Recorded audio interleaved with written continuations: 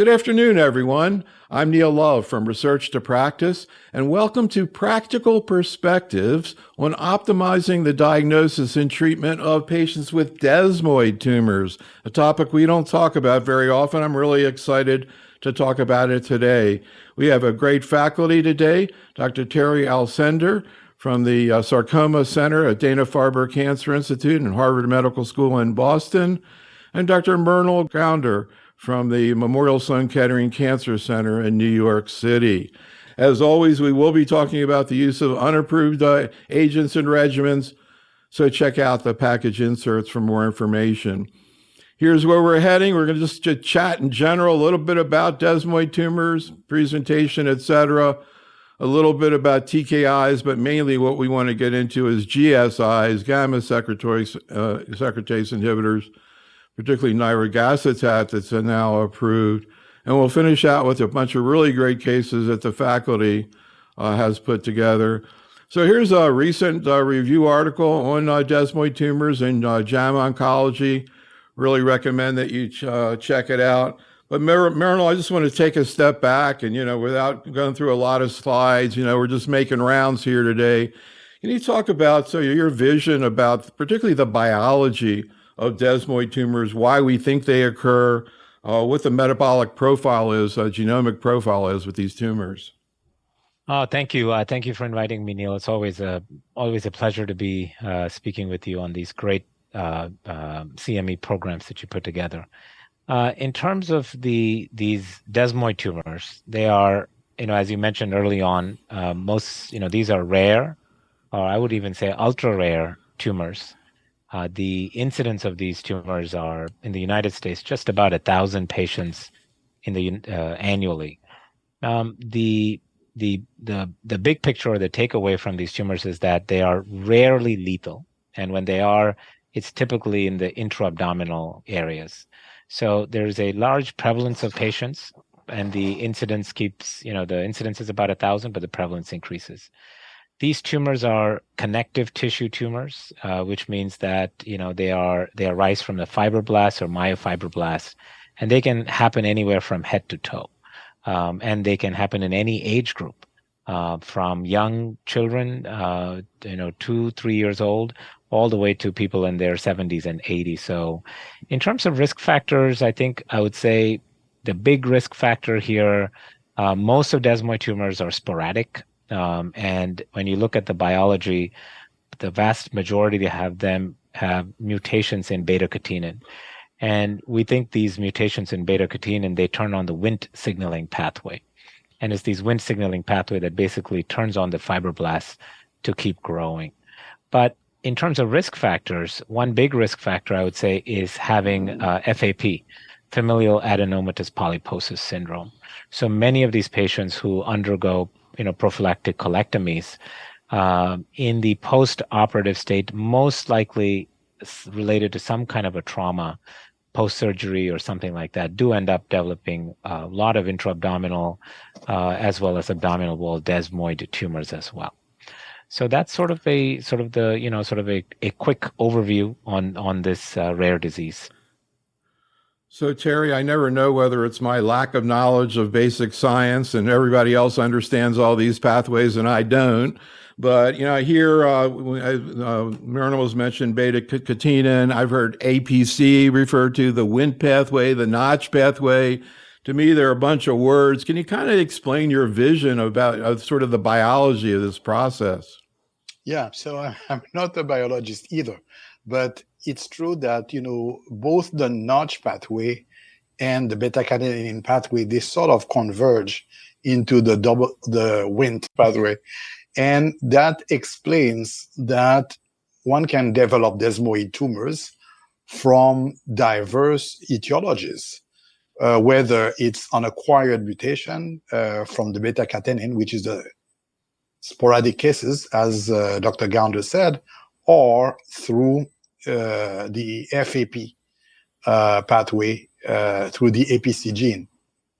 Another thing that I would add is that one thing that we don't understand is how hormones exert a certain influence on the biology of desmoid tumors.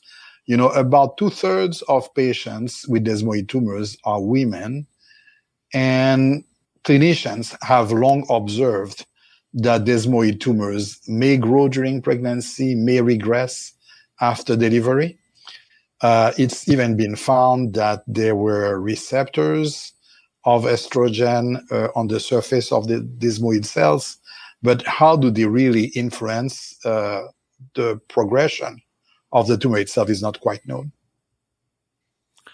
And so we'll get into the issue also of one of the things unusual about this tumor is the fact that it can spontaneously regress. You were referring to that and maybe related to pregnancy and other hormone events, and you can just see spontaneous regression. Mrinal, I remember when we met the first time, we were looking at some of the placebo-controlled trials, and you saw waterfall plots where it actually went down with no treatment. Any explanation for why you see spontaneous regression and how that ties into whether or not you even treat these patients? The enigma of desmoid tumor is related to the very heart of your question. I just want to quickly add that, this beta-catenin mutation, or this Wnt signaling pathway, is uniquely seen here as like a single gene mutation in this disease. So this disease is one where you typically see beta-catenin or an APC mutation. So it's a single driver sort of a mutation. What's interesting is that if you look across all solid tumors, you'll see beta-catenin or APC mutations in colon cancer, liver cancers, and such. And there are some retrospective studies that have shown that if you have a beta-catenin mutation, say in melanoma, you may be inherently resistant to immunotherapies. Same in hepatocellular cancer as well. In HCC, if you have a beta-catenin mutation APC, you may not respond to immunotherapy compared to, you may do better off with a TKI. And some of this study, that has been around for a bit. In terms of going back to why do these tumors, nearly 20% of these tumors spontaneously regress? The short answer is we don't know.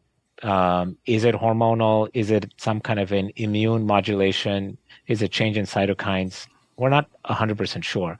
But I think we can postulate a couple of things. There was a study that was published by my colleague, Amy Crago, that showed that some of these tumors, it may not be estrogen per se, which is typically associated with pregnancy, but rather all the cytokine changes, the fluid volume changes associated with pregnancy. Typically, there is much higher increase in VEGF during pregnancy, also PDGF. This is the platelet-derived growth factors, other placental growth factors. A lot of these things, a lot of these growth factors and cytokines, they're typically involved in wound healing. And since these are fibroblasts, the theory goes that perhaps one of those things, perhaps PDGF or VEGF, may be the ones that's inciting these growth, and it may not be so much hormonal related. And as the pregnancy is done, and the fluid status and everything else recedes, these tumors may also regress. So that may explain, but we don't fully understand. Is this immunological, like a T-cell mediated problem? Is it a cytokine problem? People have been trying to study it, and there's some new research looking into it, but we don't have a good explanation.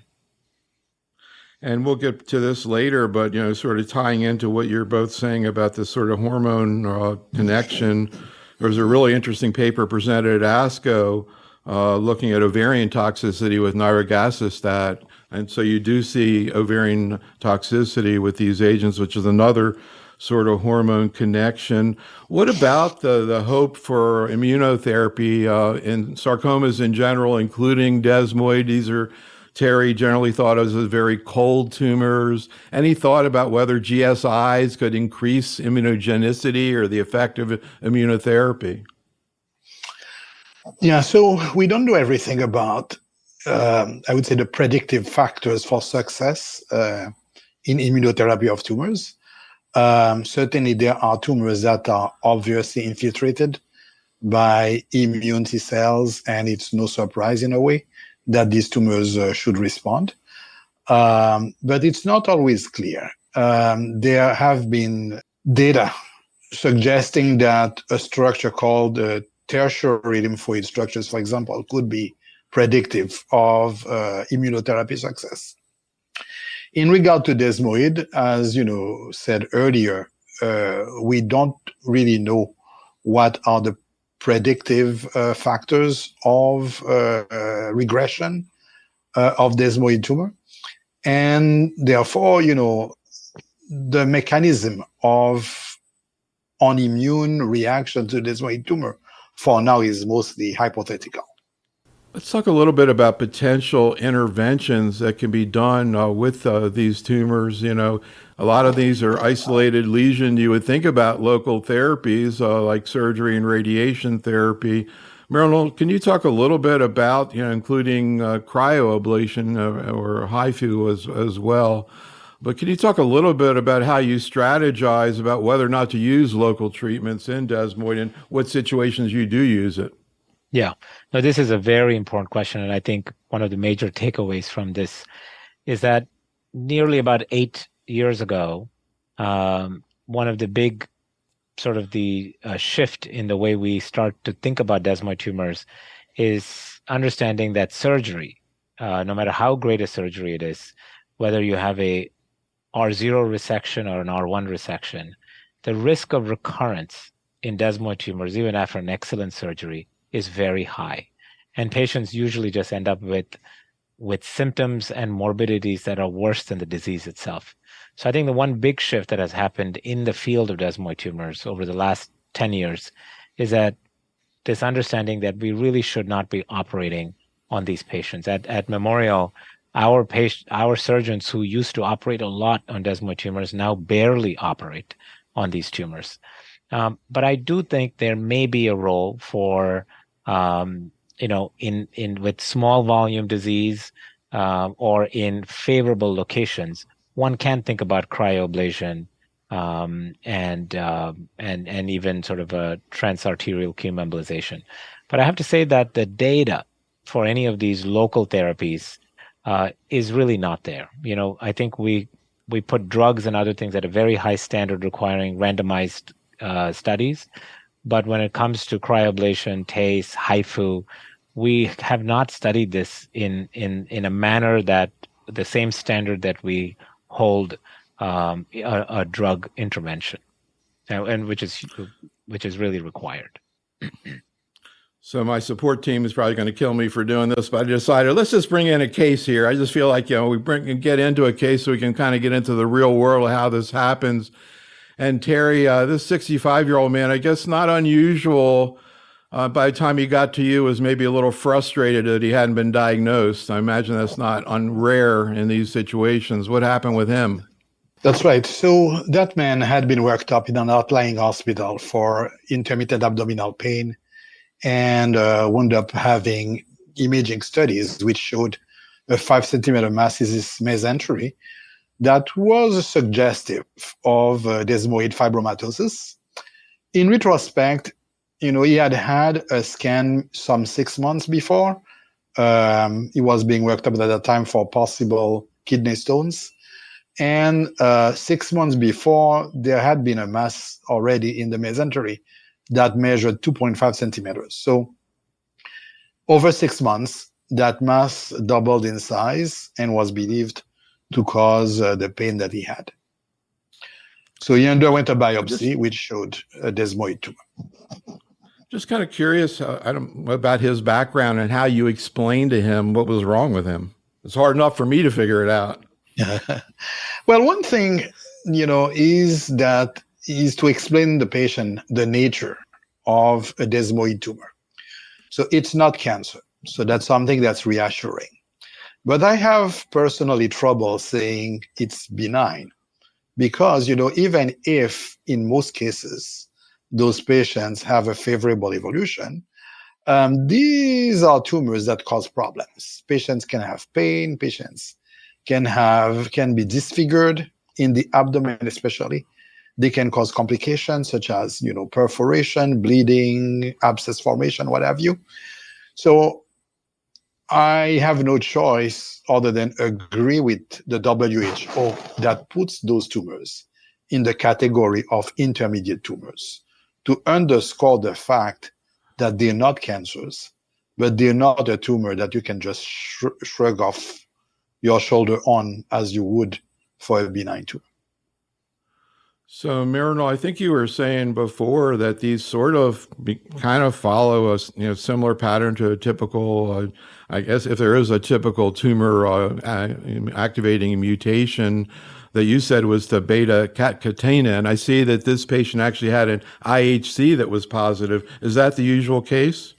Yeah, the nuclear beta-catenin, because you can also have cytoplasmic beta-catenin that doesn't necessarily confirm the diagnosis. The beta-catenin mutation that we see, or the APC mutation, it basically ends up pushing these beta-catenin into the nucleus. And that's why the nuclear beta-catenin staining by IHC is very important for the correct diagnosis of this disease. So, Mrinal, Thierry wants to know, if, after deep thought about this case, how you likely would take care of the patient. I'd be curious, too, how you would have taken care of the patient like 2 years ago before the DeFi study came out. But what would you be thinking through about this case at this point? Anything else you want to hear about this, Mrinal? Does this sound like somebody who needs to be treated? How much pain was he having from this? How much of a problem was it, Thierry? Yeah, so, I always take the patient's pain seriously. I mean, that tumor measured 5 centimeters, which, you could argue how come is it causing that much pain? But the patient was much bothered by the pain. He had been seeing physicians on a regular basis, so I think that we had to take it seriously.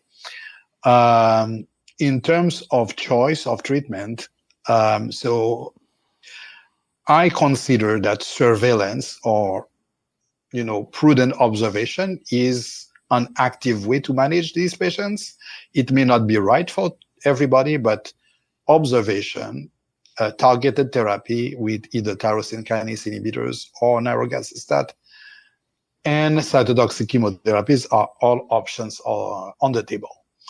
And what's going to help you make the decision is the patient's comorbidities, maybe the rapidity of the growth, the patient's preference in terms of schedule, inconvenience, time toxicity, and so forth. So I went over those options with them that we see on the screen. So, Mrinal, what would you be thinking? Here are the options that Thierry thought about, which we would think about in pretty much every patient. He said the patient was not too excited about getting IV chemotherapy. Thierry was concerned about sorafenib, which I guess would have been something you would have considered before the DeFi study, but he went with nirogacestat. Any thoughts, Mrinal? Yeah, no, I think the first thought process here with any desmoid tumor, as you put up, that nice Rodin statue, is to treat or not to treat. And the way I think about these things is, should we take a active observation for X period of time, maybe 3 months, and then get a scan and see what's happening? Or is this a person who needs to be treated right away? And I think there's many different factors. The way I think about this is, one, is the patient symptomatic? And you rightly asked, how symptomatic is this patient? And I agree that we have to believe the patient when they say they're symptomatic. They're here for a reason. That's one. The second thing I would say is it progressing? And if there are signs that this was seen a few months ago and now it has increased in size, that is another reason to argue for treatment sooner than later. And the third thing I would also say, is it in a favorable location or an unfavorable location? This tumor, in the mesentery, if this were to grow, it can potentially cause bowel obstructions, bowel perforation, and so on and so forth. So I think this patient has 3 factors going in for a more immediate treatment rather than a wait and watch observational approach. So personally, I would have said he meets the criteria for an earlier treatment than later. In terms of which one of these to pick, they're all good. They're all great drugs. I think there's no perfect drug. Everything has its own side effects. Patients have their own preferences and approach to different things. I don't think there's any wrong answer in terms of which one to pick. Of course, if they have comorbidities, you avoid it and go to the other drug. I would say any one of these choices based on the patient's preference is a good choice. So, the way we do things, when people give answers like that, we say, well, what would you likely be doing? And then we ask 20 people and we see if they all say the same thing. So, Mrinal, I know you'd have to actually see the patient, but what do you think you would likely recommend for this patient? It really depends on what the patient wants. Some patients say, you know what, I don't want to take a pill every day. I don't want to take a pill. I don't even, I forget what day of the week it is. I'm not a type of person who is compliant to take pills twice a day or even once a day. Others say, you know what, I would rather prefer a once a month chemotherapy. It's easier for me to do. I know I'm going to get it done. I know I'm going to do 3 or 6 doses, and then I know a finite time frame when this is happening. Other patients hear the word chemo and they run out and they say, we don't want chemo. We want something that's targeted, right? And so it really depends on the patient's preferences in that sort of an instant. If this patient has any GI side effects, diarrhea or other issues, I would try to avoid drugs like nirogacestat or a gamma secretase inhibitor, which can have some GI side effects. If the tumor is large in the bowel, no matter which drug you use, there can be a risk for a perforation, especially if the bowel and the tumor are very closely aligned. As the tumor gets smaller, it can certainly cause a perforation. So from that perspective, sometimes a drug like sorafenib or a tyrosine kinase inhibitor may not be ideal because they themselves, have this anti-angiogenic properties and we think may cause this perforation. So in that sort of situation, I would go with a gamma secretase or a Doxil. But I think the bottom line is that all three are good drugs. They work well, and it really depends on the side effects and the patient preference. So, Thierry, I'm curious about your point. It was always interesting to ask people these questions and kind of see how it sort of flows out. I was kind of surprised at how balanced Mrinal's view of this situation is. But you tell me. I mean, I see you actually gave the patient nirogacestat, which is what I guess Mrinal ended up with. How did you think this thing through? How are you generally thinking it through? And what happened with this patient? Yeah, I personally I would say that my choice was mostly between Doxil or liposomal doxorubicin and nirogacestat. So those were my top 2 choices. And that patient, among other things, was concerned about that stigma of being on chemotherapy, on receiving a drug that's designed mostly for cancer. So that was his frame of mind. And he also liked the idea of being able to take his medicine at home and having a seemingly, normal life. And then there are also patients who are, and there's nothing wrong with it, who are, attracted by something that's more cutting edge than something that has been around for 40 years. So there are many reasons why patients, when given the choice, select one solution rather than another one. How did this patient do? I see he had some diarrhea, but you didn't have to adjust the dose. What was his quality of life like, and what happened with the pain? Yeah, his quality of life was very good, actually.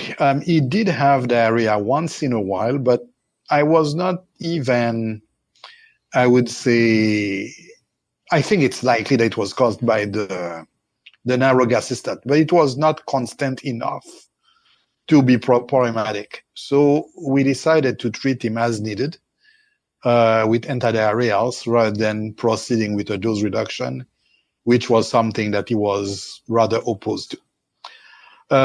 His pain, in fact, improved in parallel with the size reduction of the tumor.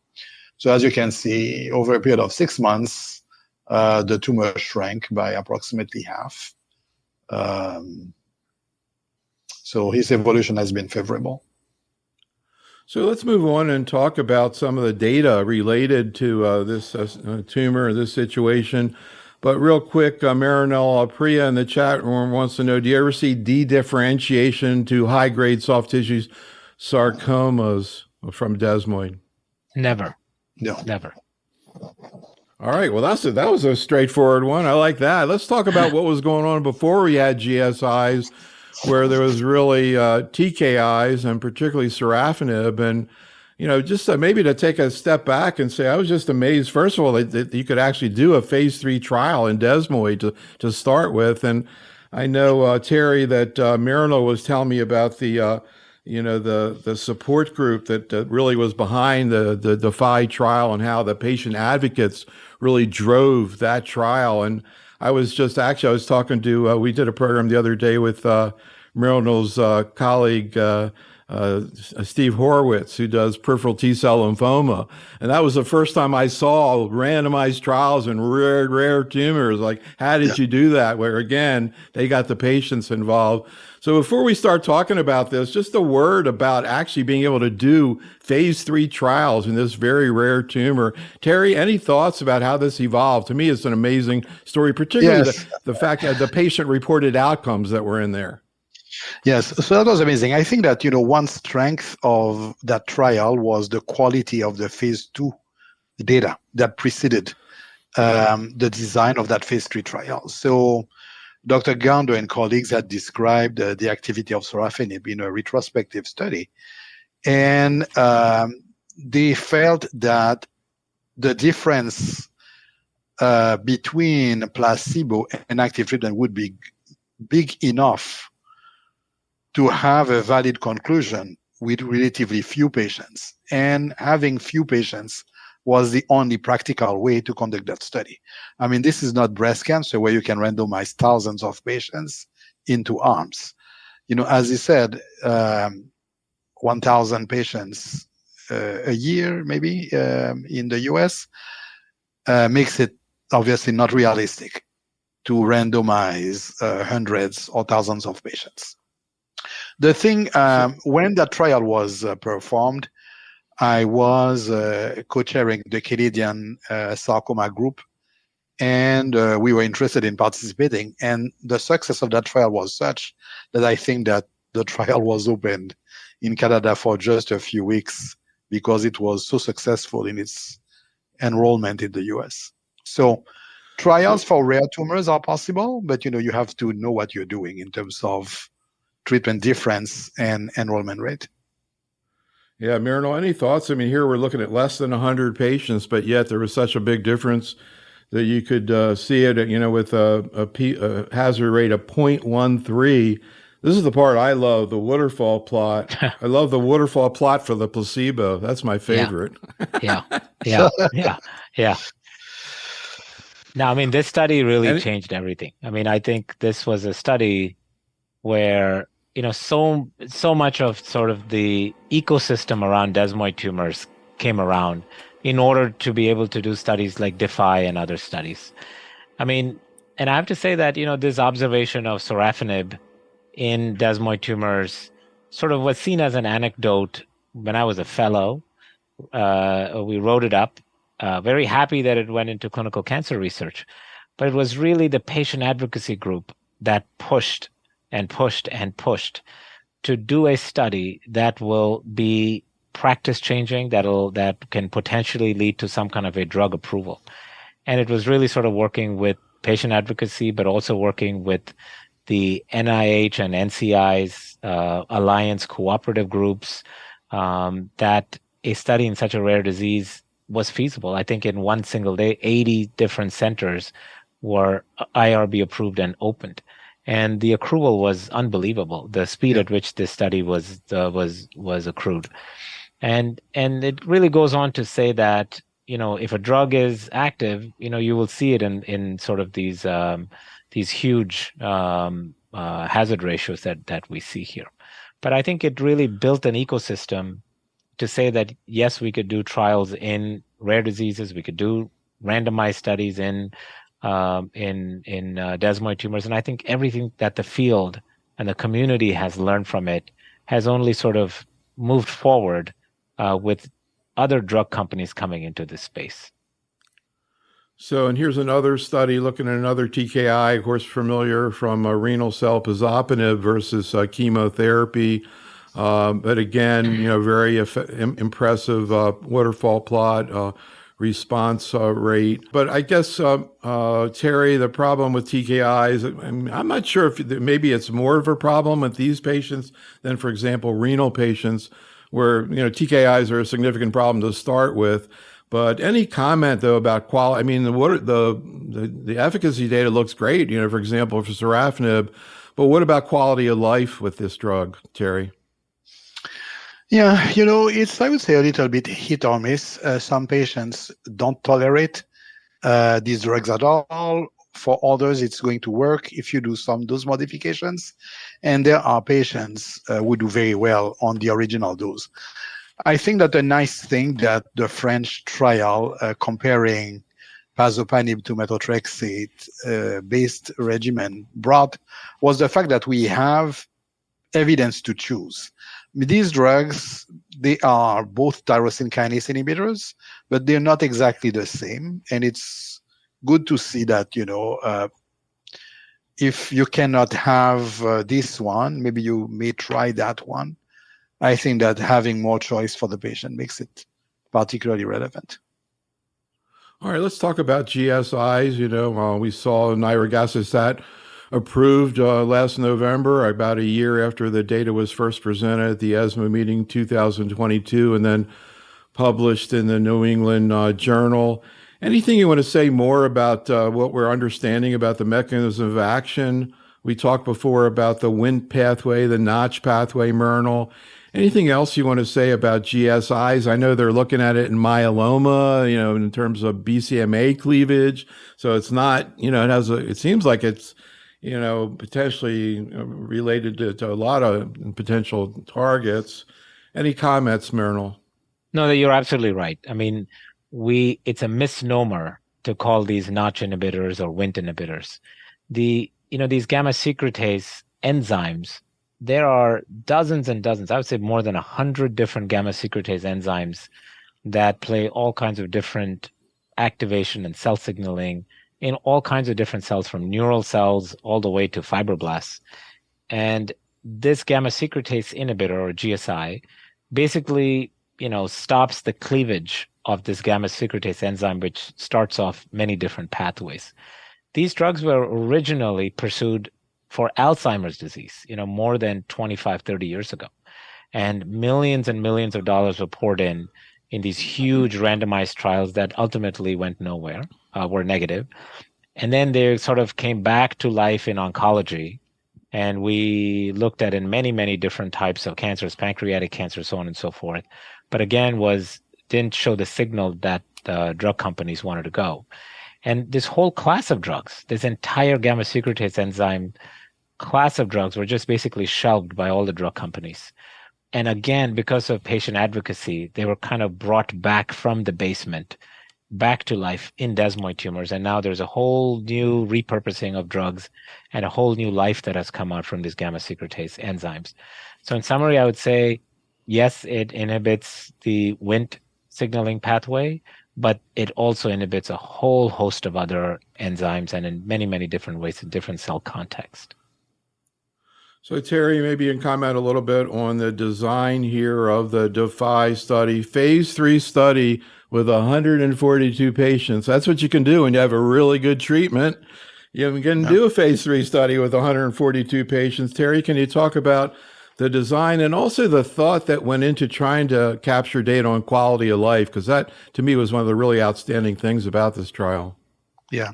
One thing that I would like to point about the DeFi trial is that it selected patients who had, I would say, a rather aggressive course. So patients, in order to participate in that trial, were required to have had progression within, the few months that preceded entry to the trial.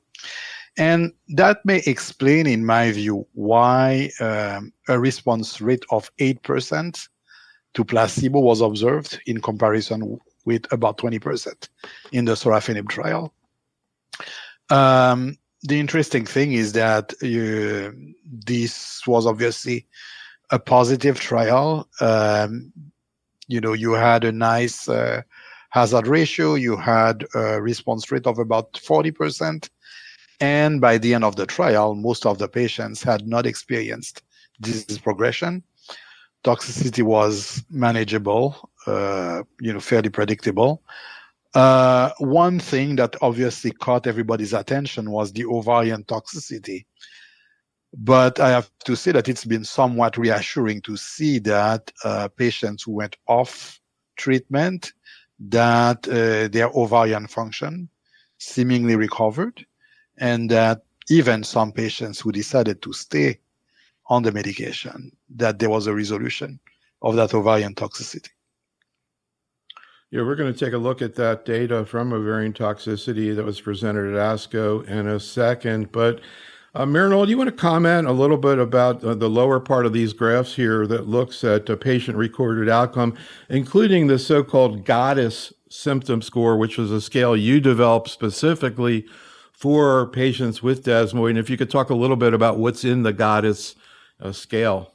Sure, yeah. So, one of the key things I think takeaway again is that I think at the very beginning we mentioned that this is a disease where most patients do not die from complications of this disease. There's a very, very small number of people who will die, typically with abdominal desmoid tumors that can cause other issues. So then it goes to the heart of this is that, here we are showing differences in progression-free survival. And from, when we look back, we say, look, progression-free survival or response rates are a proxy to overall survival. But if this is a disease where patients are not dying, then overall survival is a meaningless endpoint. Then how beneficial is a PFS difference? So the question is, well, if you're not changing overall survival, are you making patients feel better? And so when this DeFi study went on, that became really a big heart of the question in the field. And we obviously looked at many different patient-reported outcome measures or quality of life measures. The Goddess itself was again developed in collaboration with my institution, myself, as well as the patient advocacy group DTRF.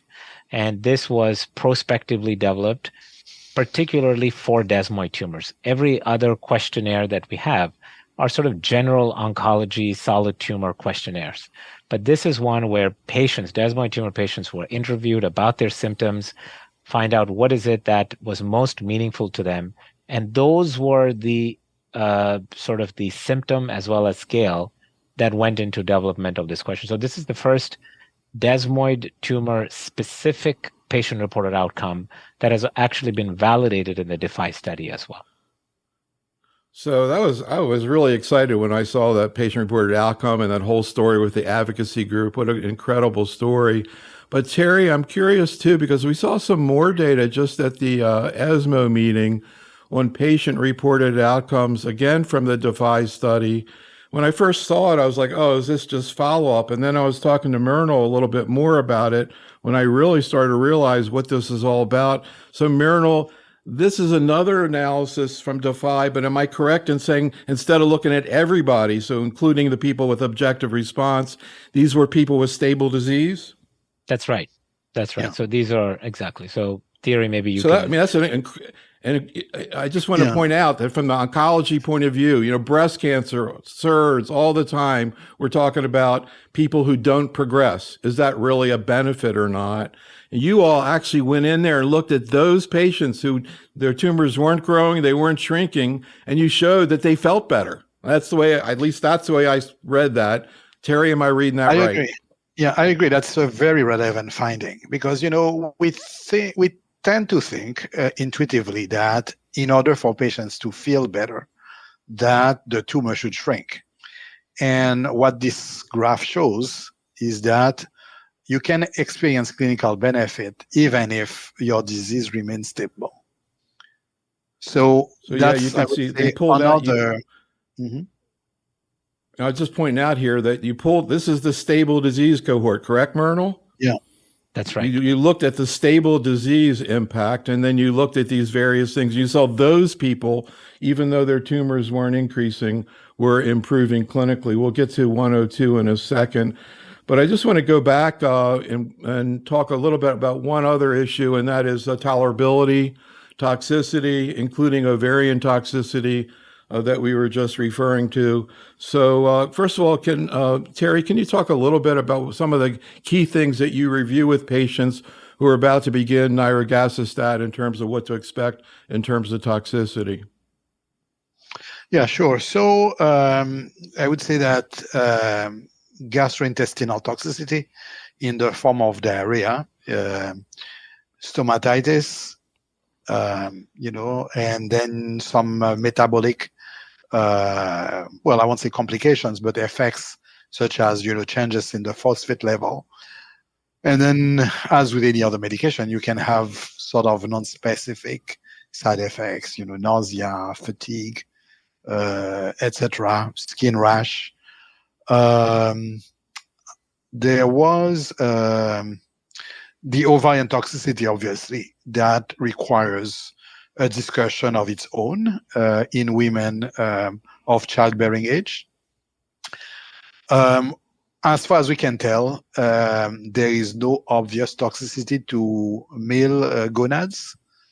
And, the data that we have point to the ovary as a specific toxicity. So, Mrinal, you had this this data originally from looking at people who were childbearing in DeFi. And then at the ASCO meeting, as I just mentioned, there was a bunch of new data specifically looking at ovarian toxicity. I guess this came out of an ASCO initiative, or maybe it was NCCN, but initiative about the issue of looking for ovarian toxicity in general in clinical trials. And then this presentation was trying to match up what ASCO said you should do when you do a trial in premenopausal women with what was actually done here, which was pretty much what they suggested. So can you talk about, I don't know if this is going to be the new wave that all trials that have premenopausal women are going to need to pull these data moving forward. I'd be curious to know if you think that is the case. But anyhow, what did they just report here, Mrinal? I mean, I think it's a couple of things. One is, we used to call this ovarian insufficiency or ovarian failure. There was a lot of back and forth on what is the right semantics. But ultimately, I think the FDA and perhaps even ASCO came out saying that the correct terminology here is ovarian toxicity. So that's the new language that we're all using to describe this. And again, as Thierry said, in the clinical trial, the ovarian toxicity was really unanticipated. This was a signal that was seen on study. The study was halted. The FDA was notified. The study was amended. Patients re-signed consent, and then with enough sort of close monitoring, patients were re-enrolled or continue to be enrolled. And I think the big takeaway here is that it seems that when you stop the gamma secretase inhibitor, most patients, most women of childbearing potential recover their ovarian toxicity and they're back to normal. There are some patients, even while they're on the drug, they initially have some irregularities and then they recover that as well. And then there's a handful of patients who were, at the time that data was reported, they still happened to be on the drug, and that was hard to interpret. But all of this is to just gather more data on a new signal with this class of drugs that had not been appreciated previously. For main reason, I think, is because most of the gamma secretase inhibitors were studied in women who are postmenopausal, older, as well as who may have been previously heavily treated with standard cytotoxic chemotherapy. So this was a signal that was much more appreciated because it was done in a younger patient population. So I want to go on and hear a little bit more about your cases, but just final comment back to Thierry in terms of this ovarian toxicity issue. Whenever I think about ovarian function, the first person I think about is Ann Partridge from your institution in breast cancer, who's had such a leading role in premenopausal breast cancer. She did the incredible positive study that showed it was safe to get pregnant after breast cancer, et cetera, et cetera. But I don't remember her using the term ovarian toxicity. So I got to talk to her and see what she thinks about this new wave. I'm sure she's going to be very supportive of getting more data. I would think, you have trials with Hodgkin lymphoma, et cetera, with young women, et cetera. It really seems like something that is worth focusing on. Any final comment about this before we get back to your cases, Thierry? Well, I think that a reassuring thing is the fact that ovarian toxicity in most cases seems to be reversible. Okay. Certainly in patients who have stopped the drug, but even in many patients who have decided to stay on it. I mean, that doesn't mean that we should not be cautious, but that's certainly a reassuring finding. Just one final point before we get to the cases, though. I was asking both of you about how you approach the issue of birth control in your premenopausal patients on Niro. Mrinal, would you like to comment on that? I mean, this drug nirogacestat, which impacts so many different pathways in the cell, including, the Notch and Wnt, which are extremely, extremely critical and important in embryogenesis. So we, at least I, warn patients that as long as they're on a drug like this, or even other drugs like TKIs or chemotherapy, but particularly this drug, I tell them that they do need to have contraception if they're sexually active, with ideally a 2-barrier contraception. So that's been my approach with patients, that this really, yeah. Do not, yes. So we talking a lot about systemic therapy. I love this case that you've got here, Mrinal, this 43-year-old lady who got transarterial chemoembolization with doxorubicin beads. What happened with her? Yeah, so this is a patient who had this pretty large desmoid tumor, you could say, of the paraspinal area or her flank, causing a lot of pain, great difficulty sitting down, crossing legs, being active. So she went on one of the gamma secretase inhibitor clinical trials. She was on it for about 3 to 6 months. Didn't have much benefit.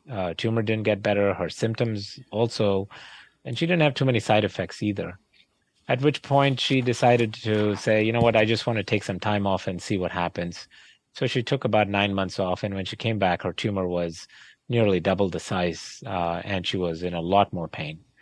And again, we talked about liposomal doxorubicin, we talked about sorafenib, methotrexate, all the usual options. And she didn't want anything systemic. And she says, is there something that I can try that is localized? And I think at the very beginning of this podcast, I said, we really should not be going after localized therapies such as surgery. And I said, we could certainly try some sort of a transarterial chemoembolization. And the only reason I suggested this and encouraged the patient to explore it is we happen to have an interventional radiologist who has tremendous experience in treating these tumors in these unusual locations with complex nerve and blood vessel involvement. This is not something that most interventional radiologists can comfortably treat or even safely treat. So I think in the hands of an experienced interventional radiologist who has a lot of experience treating desmoid tumors, I think it's a reasonable option to take.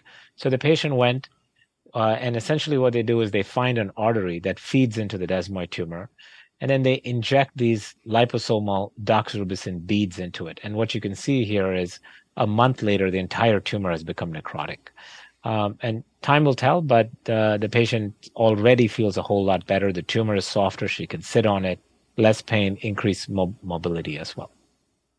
So, Thierry, any comments about this case? Have you had any patients get this kind of a therapy? And also, another thing that I've been hearing from you all is the fact that, I mean, you can see this in any tumor, but it sounds like maybe more common where you get a response, but the dimensions, I mean, I'm not saying this is different, this is, vascular, but that you can get a response and the dimensions of the desmoid doesn't change, but the way it looks on scan is different. It looks different, and that's kind of a response. Any comments, Thierry?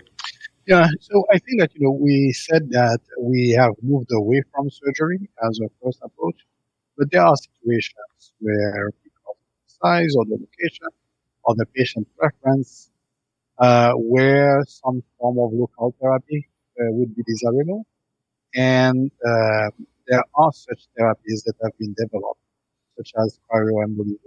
cryoablation or chemoembolization. So there is another GSI that's been in development. I heard a little bit about it when we met before, Mrinal, and we saw some more data again at ESMO. I don't know if it has a name yet, AL102. It needs a name. I like the name of the trial, though, Ringside. Anyhow, what do we know about AL102? Does it have a name yet? And how is it from at this point? Is it different than nirogacestat? Yeah, no, this still is just called AL102. And similar to nirogacestat, which was investigated, shelved, and then resurrected, this is a drug that was also shelved and then resurrected or repurposed in this rare disease condition. The clinical trial itself is practically near identical to the one to the DeFi study. The only differentiator between the Ringside as well as the DeFi compounds is that this is given once a day, and the nirogacestat is given twice a day. To me, that's the biggest difference. Beyond that, I think it's not appropriate to cross compare these trials to say, is this one drug better than the other? I think once the phase 3, which is already now complete, we're just waiting for the final, the top line data to emerge to really see how this shakes up. Thierry, any thoughts about this agent and whether it might have a future? This trial is not going to compare AL102 to the medication we already have, which is nirogacestat.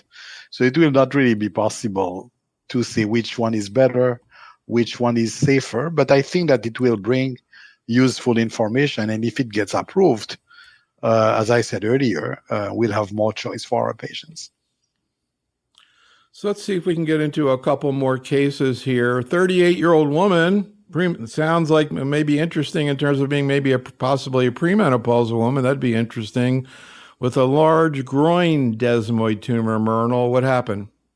Yeah, so this is a elementary school teacher with two young kids of her own, with this large groin desmoid tumor. She was having problems bending, picking up her kids, doing chores, and was just sort of in general discomfort, trouble sleeping. And the tumor will also grew because initially we did take this, let's just observe and see what happens kind of an approach, because she was about 2.5 years away from her last child. So we said, maybe it's pregnancy related. Let's just give it some time. It's not in any threatening location. And it just kept growing and growing. She went initially on liposomal doxorubicin, developed an allergic reaction, infusion reaction. It was quite severe. And she got too jittery and did not want to try it again. Then she went on sorafenib and had all kinds of issues, primarily hypertension. She went on 2 meds, didn't help, stopped, had other skin issues as well. And then finally she went on nirogacestat. And she had she was on the drug for nearly 2 years or so. She was started at the 150 milligrams twice daily dose, but then ended up having some skin reactions, primarily this hidradenitis suppurativa, which is almost, this, it's like this infection of the hair follicles that can be very painful. And we do know that that's directly a cause of the drug. So because of those reactions and other things, we had to dose reduce, and she had a very good quality of life. She did have her menstrual cycle stop, so she did have ovarian toxicity. After 2 years, and as you can see, a dramatic shrinkage in the size of the tumor, and the inside of the tumor also has become completely collagenized. We kept watching her, and now she's a while out. Her tumor is completely burnt out. She probably doesn't need any more treatment at all. And the good news is that her menstrual cycle has completely returned back to normal. Her symptoms have improved, her pain's improved, and she is working full-time as an elementary school teacher. Thierry, any comments on this case? No, I think that this is a very eloquent demonstration of what our therapies can do for this tumor. Yeah, I don't know if there's any people from that support group watching this thing tonight, but you hear a case like that, there's a human being that really benefited by that incredible effort that was done. All right, let's see if we can just squeeze in one more case. Another young woman, 30 years old, Thierry. What happened with her? So she was a patient who had a history of hypothyroidism that was well controlled, and she underwent minor surgery for what was thought to be a lipoma outside the United States. And unfortunately, the specimen was apparently not sent to pathology. And then she noticed that the tumor was growing back. And according to her, within 3 months only, the tumor had reached the size from, let's say a scar to 11 centimeters or more. And when I saw her, that mass was very painful. It prevented her from lying down. So clearly, that patient needed to be treated. And I did the same thing, went over the options with her. It was biopsied, of course, and a desmoid was diagnosed. And it was obvious that she needed to be treated. And we usually tend to see our patients in a multidisciplinary fashion, even if surgery tends to be off the table for most cases. But that patient was seen by me and a surgeon in the same clinic. And we agreed that surgery didn't make sense because of the extent of the operation that would be needed, with no guarantee that there would not be further relapse. We talked about radiation therapy, which we tend to use much less than before. And this time the concern was that it was a large field that would lead to a lot of scarring, fibrosis. And we decided to go for systemic treatment options. She preferred strongly on oral treatment so that she could, stay at home with her family. And she had heard through patient groups about the ovarian toxicity data and was seriously concerned about that. So we settled on sorafenib, which she has been tolerating extremely well, and which has resulted in a change of the tumor. Not so much, I would say, in width and length, but thickness, if I may say.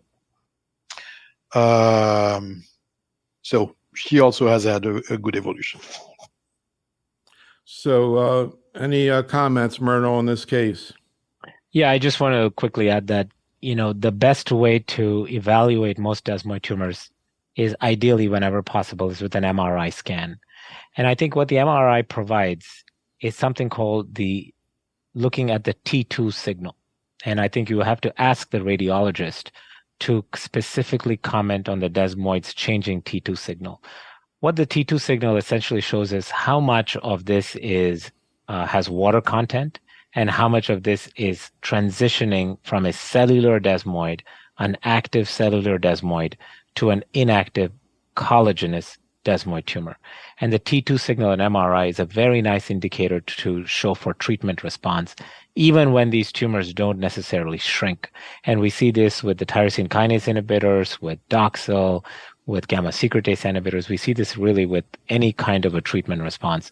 So I think for the practitioners who are looking at this, you have to keep that in mind, as there are other ways to look at benefits of treatment beyond just looking at dimension. Looking at what's looking inside the tumor is also a very valuable way to gauge, are we benefiting or not benefiting?